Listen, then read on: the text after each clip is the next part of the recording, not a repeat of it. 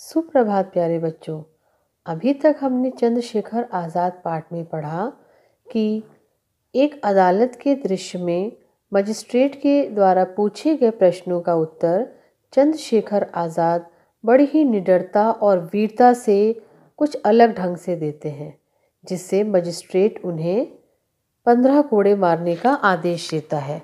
किंतु चंद्रशेखर जरा भी विचलित नहीं होते हैं और हर कोड़े की मार पर भारत माता की जय, भारत माता की जय के नारे लगाते रहते हैं। इनका जन्म 23 जुलाई 1906 को मध्य प्रदेश के भावरा ग्राम में हुआ था।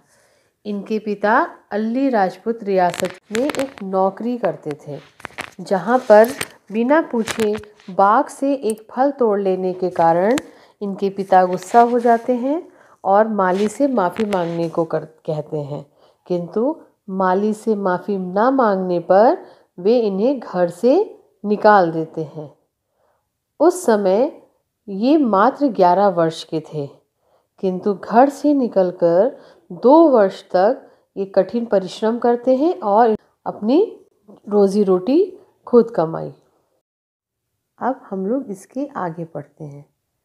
फिर वे वाराणसी पहुँचे और उन्होंने वहाँ संस्कृत पाठशाला में अध्ययन किया।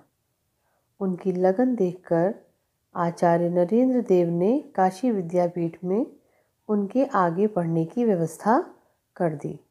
जब उनके पिताजी ने बच्चों उन्हें घर से निकाल दिया तो पहले तो 2 वर्ष तक उन्होंने अपना रोजी रोटी खुद कमाई।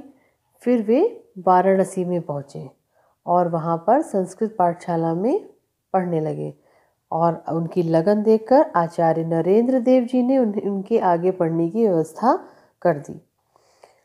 जब विद्यापीठ के अनेक छात्र असहयोग आंदोलन में सम्मिलित होने लगे, सम्मिलित अर्थात शामिल होने लगे, तब आज़ाद भी उसमें सम्मिलित हो गए। थोड़े ही समय में वे केंद्रीय क्रांतिकारी दल के सदस्य बन गए, अर्थात उनके भारतीय प्रेम ने, उनकी लगन ने उन्हें केंद्रीय अर्थात मुख्य क्रांतिकारी दल का सदस्य उन्हें बना दिया। गोली चलाने और निशाना लगाने में वे कुशल थे।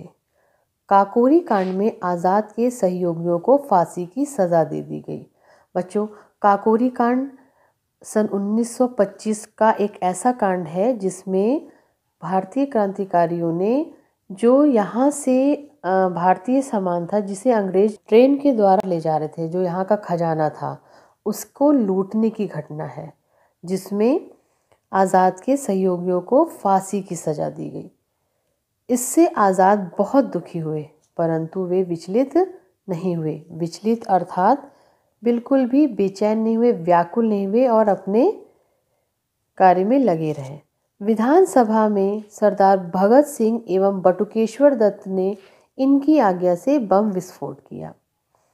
वे माने नहीं और कई ऐसे कार्य करते रहे जिससे अंग्रेज सरकार परेशान होती थी। तो बच्चों, यहाँ तक का पाठ अभी हमने पढ़ा। अब इसका बचा हुआ पाठ है वो हम लोग अगली कक्षा में पढ़ेंगे।